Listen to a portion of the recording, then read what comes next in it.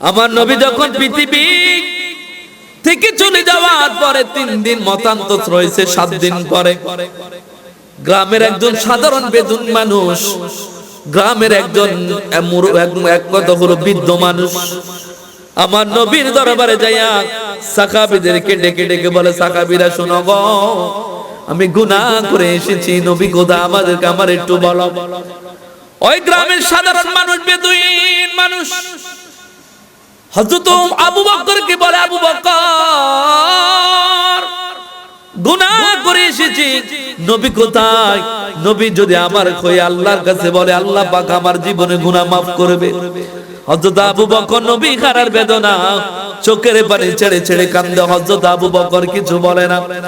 লোকটি হযরত ওমরের কাছে দৌড়ে চলে গেলেন, যায়া বলতেছে, ওমর রে, আল্লাহর হাবিব খোদা আমি গুনাহ করেছি, আমার জন্য যদি নবী আল্লাহর কাছে 2টা হাত উঠায়, আল্লাহ পাক আমার জীবনে গুনাহ maaf করবে।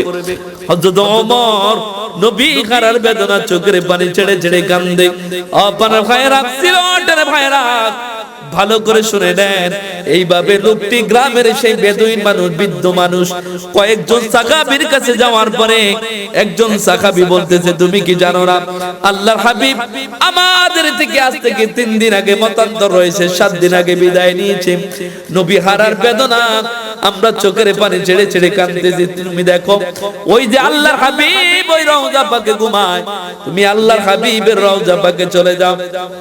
ওই গ্রামের বৃদ্ধ মানুষ, সাধারণ মানুষটা আমার নবী রওজার পাশে যাইয়া চোখের পানি ছেড়ে ছেড়ে কান্দে আর কবিতা রচনা করেন, নফসিন ফিদায়াতিক লিকবিরি আনতা সাকিনো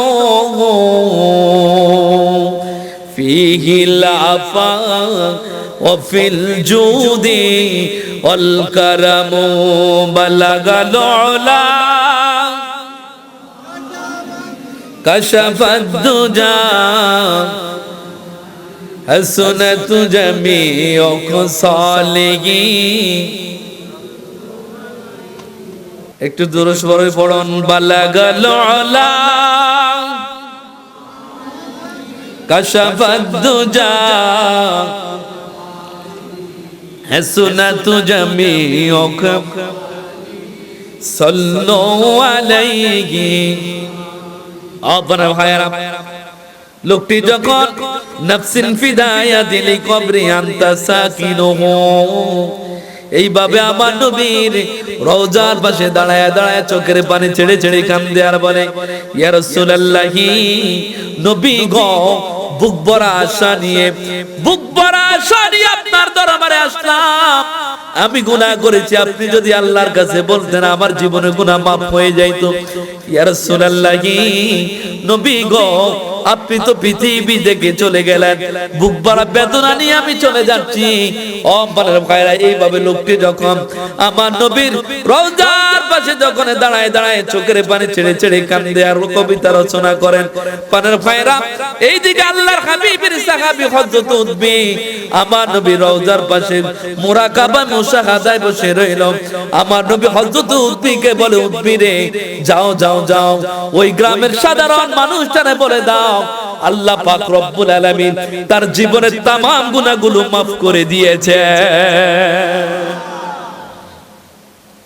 আমার নবী এখন রওজা থেকে বলতে পারেনি, পাওয়ার আসেনি। আপনারা ভাইরা, আরেকটা হাদিস তুলে ধরি, তাহলে আর পরিষ্কার ভাবে বুঝবেন আমার নবী দুনিয়া থাকতে যেমনি পাওয়ার নিয়ে দুনিয়ার মধ্যে আমার নবী বসবাস করেছিল, ওই রওজা পাকে কবরের মধ্যে আমার নবী একই পাওয়ার নিয়ে রওজা পাকে শুয়ে রয়েছে। জোরে বলুন, বিশ্বাস হয়নি? বিশ্বাস হয়নি? আপনারা ভাইরা, সিলেটের ভাইরা, ভালো করে শুনেন, আমার নবী এখনো পর্যন্ত কেমনই পাওয়ার নিয়ে ঘুমায় রইলেন।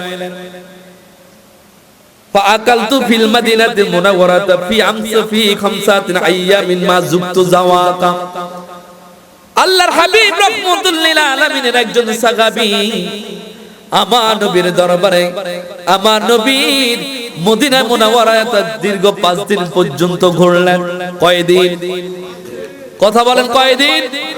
পিছনের ভাইরা আমার কথা বুঝে না। কয়দিন? 5 দিন পর্যন্ত আল্লাহর হাবিবের নূরের শহর মদিনা মুনাওয়ারাতে সাহাবীরা ঘুরলেন। ঘোরার পরে তার পকেটে কোনো টাকা নাই। ক্ষুধার্ত সাহাবীটা বলতে আমার নবীর দরবারে আসি, আমার নবীর রওজার পাশে আসিয়া জিয়ারত করে বলতেছে, আনা দাইফুকা ইয়া রাসূলুল্লাহি, নবী গো আমি হলাম ক্ষুধার্ত।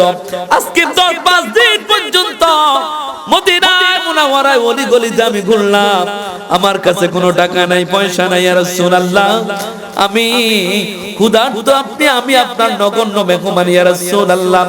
এই বলে সাহাবী যখন আমার নবীর রওজার পাশে ঘুমাইলেন, পানার ভাইরা সাহাবী বলতেছেন, ফারাইতু ফি মানামি ওয়ান ইয়ামিন আবু বকর ওয়ান শিমালি উমর ইবনে খাত্তাব রাদিয়াল্লাহু তাআলা আনহু আন্নান নাবিয়্যা সাল্লাল্লাহু আলাইহি ওয়াসাল্লাম। সাহাবী বলেন আমি স্বপ্নে দেখলাম ডানে হযরত আবু বকর, বামে হযরত ওমর, আমার নবী আমার দিকে আসতেছেন। এমন তো পানের ভাইরা এমন সময় ফাহাররাকানি আলীউন ফাকালা কুম কাদ জাআ রাসূলুল্লাহ। এমন সময় হযরত আলী আমার দিকে দৌড়ায় আসলেন, আমাকে একটা ধাক্কা দিলেন। আমার হযরত আলী বলেন, কুম কুম দাঁড়াও, কাদ জাআ রাসূলুল্লাহ, আল্লাহর হাবিব তোমার দিকে আসতেছে। হযরত আলীর এই ধাক্কাটা দেখে দেওয়ার পরে লোকটি স্বপ্নের মধ্যে দাঁড়ায় গেলেন। সাহাবী বলতেছে আমি দেখলাম আল্লাহর হাবিব রাহমাতুল লিল আলামিন ফাআতানি রাসূলুল্লাহি সাল্লাল্লাহু আলাইহি ওয়াসাল্লাম রাগিফা, আল্লাহর হাবিব আমার একটা রুটি দিলেন। স্বপ্নের মধ্যে আমি এই রুটিটা খেতে শুরু করলাম। রুটিটা এত মজা, আমার জীবনে এমন স্বাদের রুটি আর খাই নাই। সাহাবী বললেন আমি স্বপ্নের মধ্যে রুটিটা খাওয়া শুরু করলাম। রুটি অর্ধেক খাওয়ার পরে কেমন জানি আমার ঘুমটা ভেঙে যায়। আমি ঘুম থেকে জাগ্রত হয়ে দেখি স্বপ্নে যে রুটিটা খাইলাম, রুটির বাকি অর্ধেক আমার হাতের মধ্যে রয়ে গেছে।